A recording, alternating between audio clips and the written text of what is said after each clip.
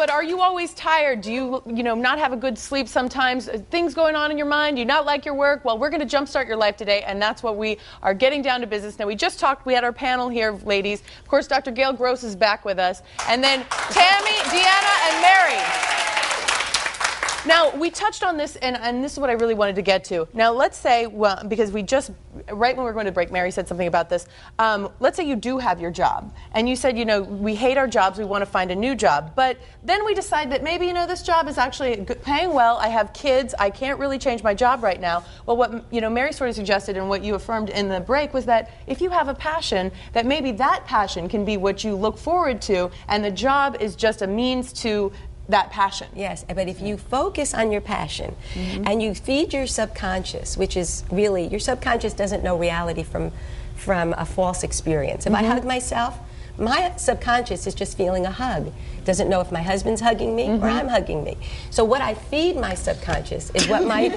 I need a hug and this that's morning. right, and that's right. You have to be your own best parent. And how you feed yourself, the language you give yourself, starts your subconscious on another track. So while you're in this experience that you're not happy with, your job, and you're using all of this energy to hold yourself there, if you take some of that energy and start moving subconsciously towards your passion, you will be surprised how things come pop together. up. Yes, that's right. We they call it just come together. synchronicity, but it's actually that your subconscious starts organizing your environment to bring you what you're asking. Amen to that. I can attest to that so much. I wanted to write a book, and it took a month to get it together because I really had a passion and I really found it. But Tammy, what was your passion when you said I want to do this, and I love my your kids are your passion, definitely. Right, absolutely. I wanted to get back into the real estate arena, and I just kept focusing on that and putting the word out there. I was in a job position that was good, but wasn't what I wanted it to be. It was hard to get up in the morning, and I had an opportunity to get back into the real estate world, and I love my job. I love getting up in the morning. I have no complaints. So you took a risk. I did take a big risk. Now, quickly, I want just you to mention that what you said someone said to you about yes, when I was in my late 30s and I was a working mother and 2 children, I really wanted to go back to school, and I really wanted to get a different master's and a different doctorate because I wanted to go into a different field. But I just couldn't bring myself to take that risk, and I had this feeling about it, and I talked to my professor. I said, if I go this track, I'll be 50 by the time I have my doctorate. He said, so what? You're going to be 50 anyway. See? That gave me the chills. That is so true. That is so true. And the way you do it is small increments. I didn't jump in and take a full load. I was a mother, a working mother. I had so many responsibilities. I took one course, one night course, and that's how I began.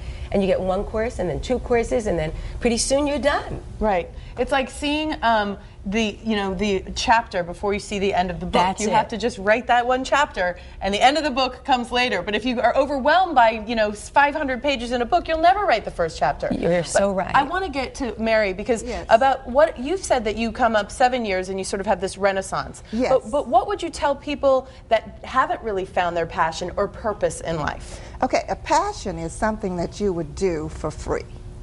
Something you would work 24 hours nonstop. Is that true? And not expect a dime from it. And I have been fortunate because I've had my passion to parallel with my working job, my real job. And so I kept academia as my job where I received a salary to take care of my daughter because I was a single parent as well.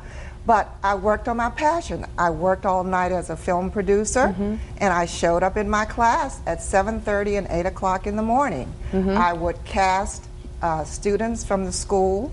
I would cast people from the community all Saturday, all Sunday, but I would be on the job Monday. Because this was your passion. I kept it parallel because I could not let it go, simply because it brought so much joy.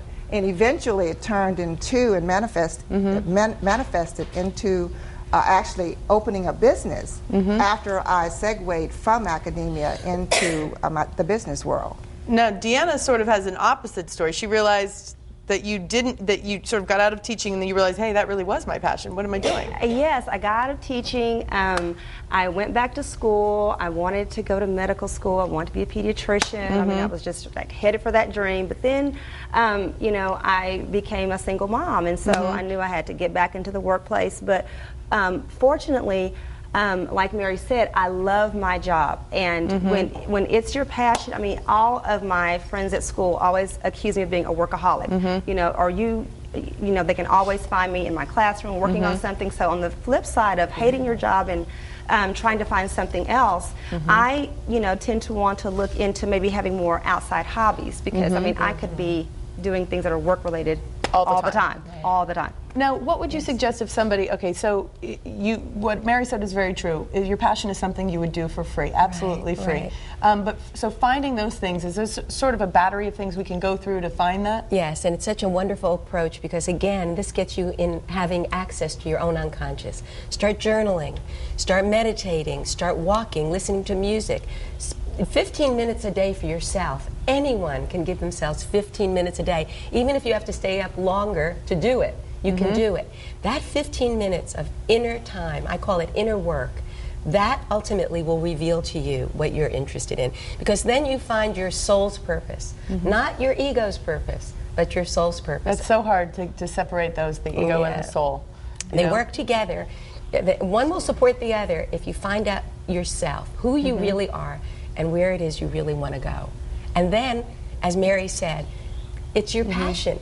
You'll do it all day long. You'll all night long, and time just passes. Oh yeah, I love that. You love it. You'll do it for free. That's what. And you know, when you love your passion, it comes back to you. You put it out in the universe, and it comes back to you. Because as a teacher, I taught television production. I prayed to fuse in my two loves, teaching and the arts.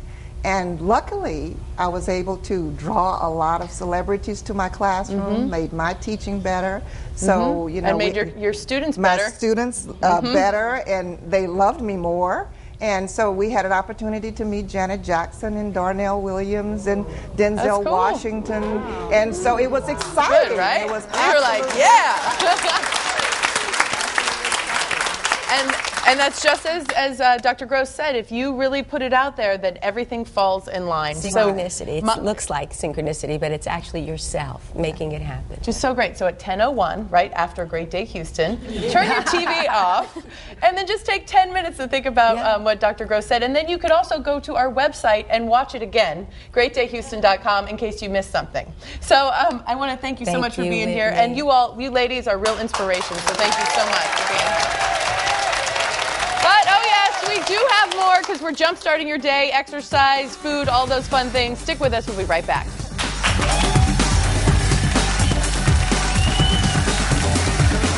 need a fit mind and a fit body to make the best of your day. We've got workouts to jumpstart your day. Plus, there are certain ingredients that can really increase your energy. We've got the recipes when we return.